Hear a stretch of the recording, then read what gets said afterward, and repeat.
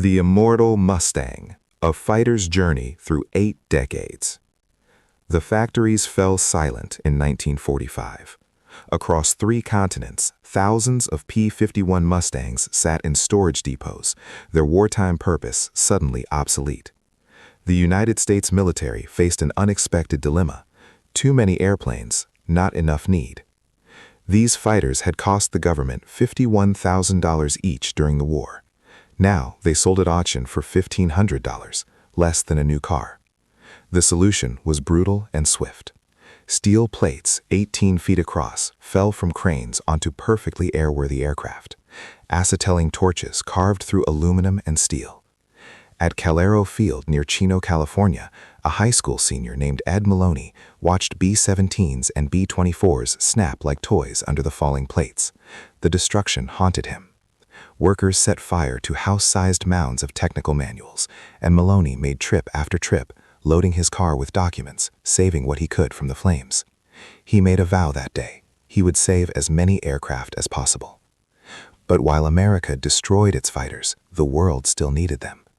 Under the Inter-American Treaty of Reciprocal Assistance, hundreds of Mustangs transferred to foreign governments for $1 each. The Swiss Air Force purchased 130 from surplus stocks in southern Germany for $4,000 apiece. These bargain basement fighters would serve nations across 6 continents for decades to come. Korea, the brutal return. June 25, 1950, North Korean tanks rolled south across the 38th parallel. Within days, American commanders in Japan discovered a critical problem with their sleek new jets. The F-80 Shooting Star burned fuel so quickly that pilots barely had time to identify targets before turning back. The round trip from Japan to Korea consumed most of their fuel. They arrived over battlefields with minutes of loiter time, then vanished. The Mustang had none of these problems. It could orbit for hours. It operated from dirt strips that would destroy jet engines. It carried 2,000 pounds of bombs, rockets, or napalm, and hundreds sat in storage across America, waiting for the cutting torch. The Air Force scrambled. They loaded 145 Mustangs onto the aircraft carrier USS Boxer on July 14th. 8 days and 7 hours later, the fastest trans-Pacific crossing by a carrier in history, they arrived at Yokosuka, Japan. By late July, F-51 Mustangs were back in combat. The designation had changed. In June 1948, the newly independent Air Force had replaced P for pursuit with F for fighter. But under its new name, it remained the same airplane. The warbird that had escorted bombers over Berlin now dove on North Korean tanks. Lieutenant E. Helseth flew with barely 200 hours of Mustang time when he found himself serving as an advisor to the Republic of Korean Air Force. On July 10, 1950, his radio failed mid-mission. At that same moment, he spotted 2 North Korean tanks below. Unable to alert his flight, Helseth broke formation, dove, and destroyed 1 tank. Following the road south, he found 9 trucks and a half-track. He attacked those too. When he landed, barely, his aircraft was nearly out of ammunition. He spent 5 days walking and hitchhiking back to Daegu. That was the kind of war the Mustang would fight: close support, interdiction, ground attack. The romantic era of high-altitude dogfighting had ended. Mustang pilots no longer hunted other fighters. They killed tanks, trucks, supply convoys. The work came with a terrible cost. The Mustang's liquid-cooled Merlin engine was its Achilles heel. Unlike air-cooled radial engines that could absorb punishment, the Merlin depended on a radiator filled with coolant. A single rifle bullet through that radiator meant the engine would overheat and seize within minutes. Pilots had seconds to bail out or die. Ed Schmood, the brilliant engineer who had led the Mustang's design team at North American Aviation, watched from California in frustration. The P-51 was a high-altitude fighter, he said. It had been designed to escort bombers at 25,000 feet, where its supercharged Merlin could outperform anything in the sky. Flying it in ground support was almost a suicide mission. But the Air Force had made a catastrophic decision after World War II. They had scrapped their P-47 Thunderbolts. The Thunderbolt was heavier and slower than the Mustang, but its air-cooled radial engine could take tremendous punishment. It was the perfect ground attack aircraft.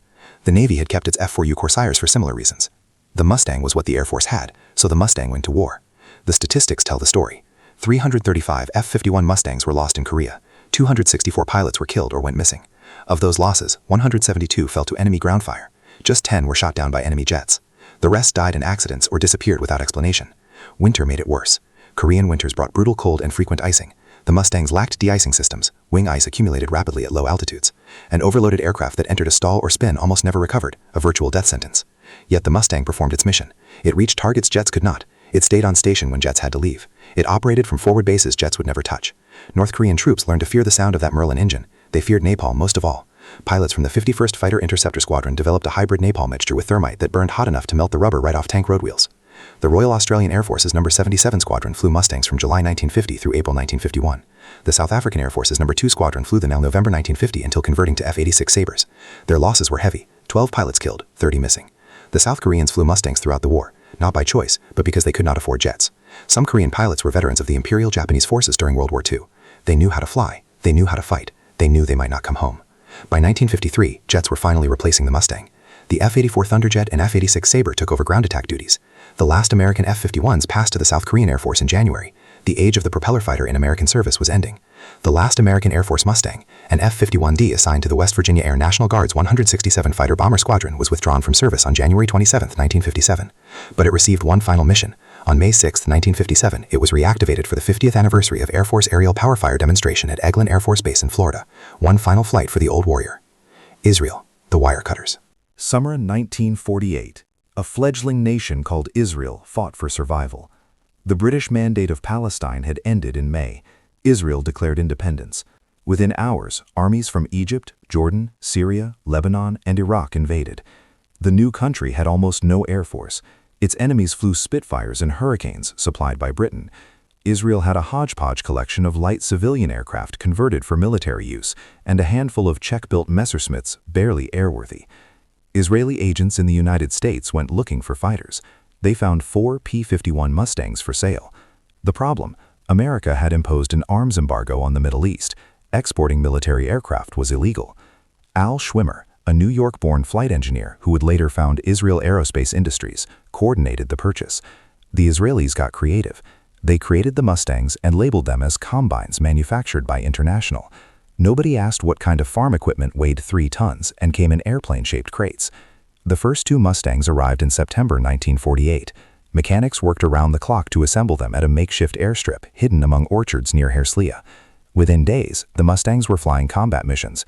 They immediately became the best fighters in the Israeli inventory, faster and longer ranged than anything the Arab armies could field. November 20, 1948, a Royal Air Force de Havilland Mosquito was conducting reconnaissance over Israel. British aircraft had been flying these missions with impunity because no Israeli fighter could reach their altitude. That day, American volunteer pilot Wayne Peake scrambled in a Mustang from Castina Air Base. He climbed to altitude, intercepted the Mosquito, and shot it down.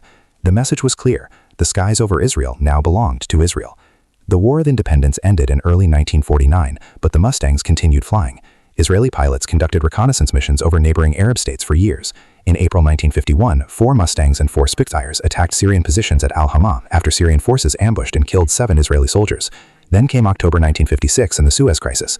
Israel, France, and Britain secretly agreed to attack Egypt after President Gamal Abdel Nasser nationalized the Suez Canal. Israel pulled its Mustangs out of storage. A second squadron formed. The Mustangs received a special mission, unlike anything the aircraft had ever attempted.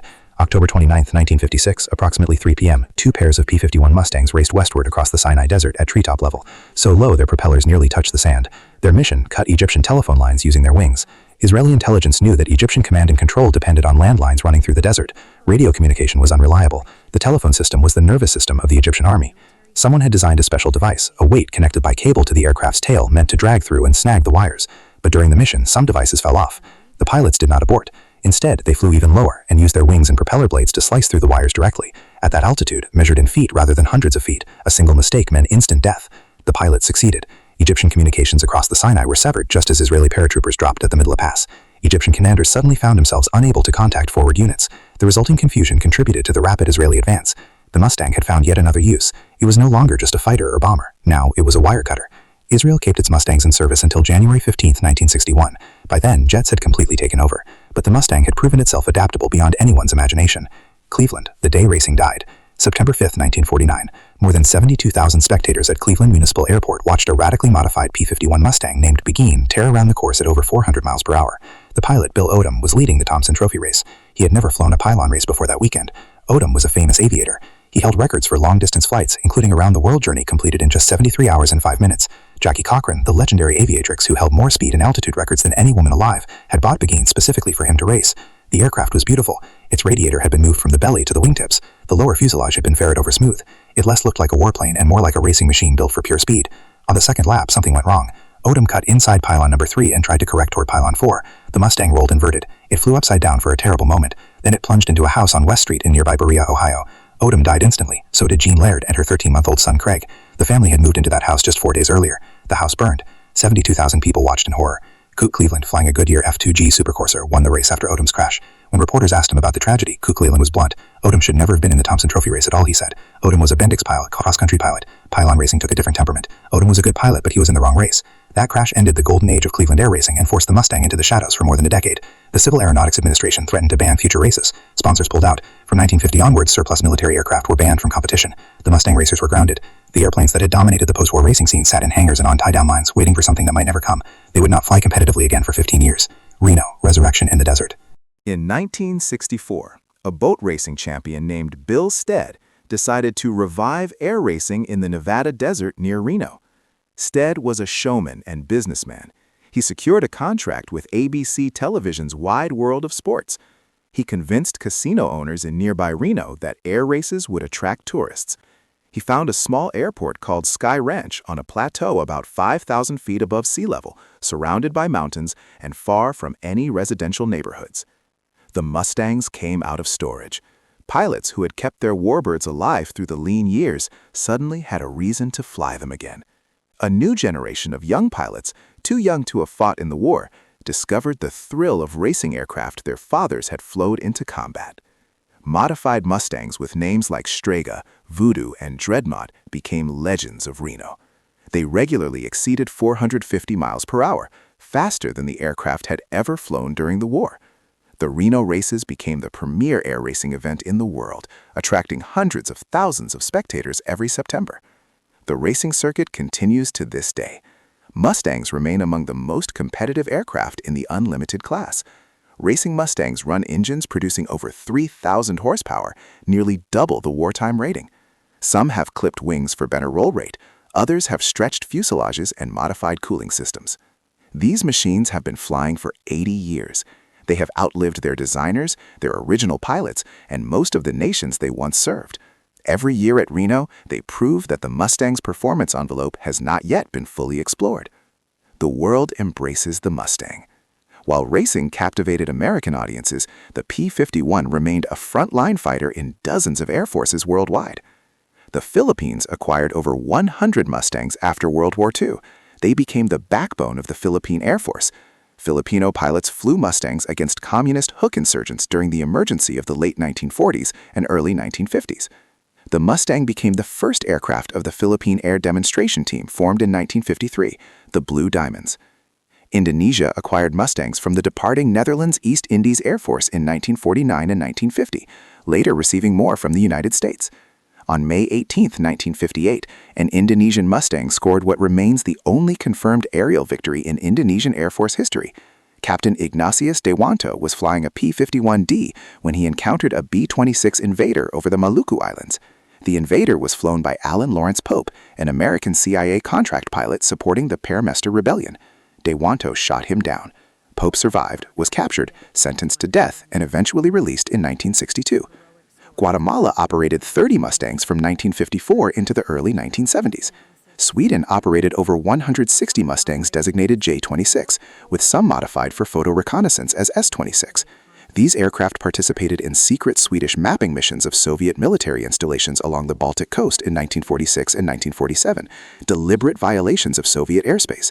The Mustang could outdive any Soviet fighter of that era, so none were lost. The Chinese National Air Force flew Mustangs against the Communists during the Chinese Civil War. When the Nationalists retreated to Taiwan in 1949, their Mustangs went with them. The Communists captured 30 Mustangs left behind on the mainland. In October 1949, 9 of those Mustangs flew in the military parade celebrating the founding of the People's Republic of China. Mao Zedong watched American-built fighters fly overhead in communist markings.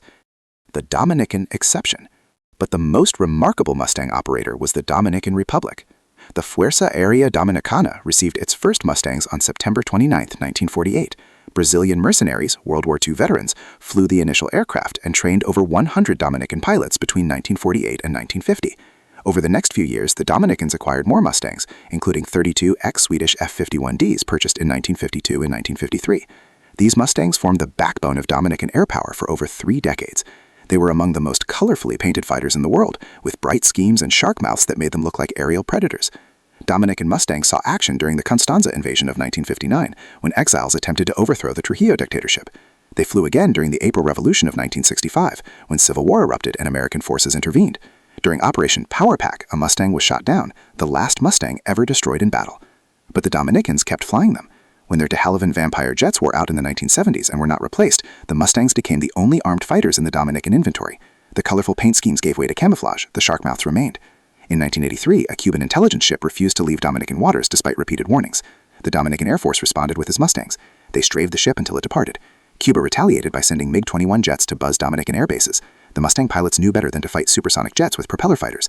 As one pilot later recalled, they went inside and hid until the MiGs went away. The humiliation convinced the Dominican government to request American assistance.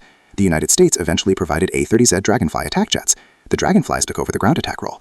The Dominican Mustangs were finally retired in 1984, 40 years after the aircraft's original debut. 9 surviving aircraft were sold back to American collectors. They had outlived every other Mustang operator in the world. The Football War, last combat between propeller fighters. But before the Dominicans retired their Mustangs, the aircraft had one more war to fight. July 1969. The United States was about to land men on the moon. In Vietnam, American jets fought Soviet-designed MiGs at supersonic speeds. Phantoms and MiG-21s dueled over the jungle with radar-guided missiles. The propeller fighters seemed like ancient history. But in Central America, a different kind of war was brewing. El Salvador and Honduras had been in conflict for years over land rights and immigration. Tensions simmered, then exploded during the 1970 World Cup qualifying series. After El Salvador won the deciding match 3-2 on June 26, 1969, El Salvador severed diplomatic relations with Honduras. On July 14, 1969, El Salvador invaded Honduras. Both nations fielded air forces from another era. Honduras flew F-4U Corsairs, the bent-wing Navy fighters of World War II. They had about 17 in their inventory, a mix of F-4U-4s and F-4U-5s. El Salvador had Corsairs of their own, plus a small force of Cavalier Mustang IIs, modernized P-51Ds, upgraded by the Cavalier Aircraft Corporation in Florida with improved engines, new avionics, and wingtip fuel tanks for extended range. The war that followed was the last conflict in which piston-engine aircraft fought each other in aerial combat. On July 17, 1969, Captain Fernando Soto of the Honduran Air Force took off on his 4th mission of the day. He was flying an F-4U-5 Corsair armed with 20mm cannons, supporting Honduran troops fighting off the Salvadoran invasion. As Soto and his 2 wingmen approached the combat zone, he ordered a weapons check. One wingman, Captain Zepeda, reported that his cannons had jammed. Soto ordered Zepeda to return to base. Zepeda turned for home, but as he flew alone, 2 Salvadoran Cavalier Mustangs spotted him. They dove to attack.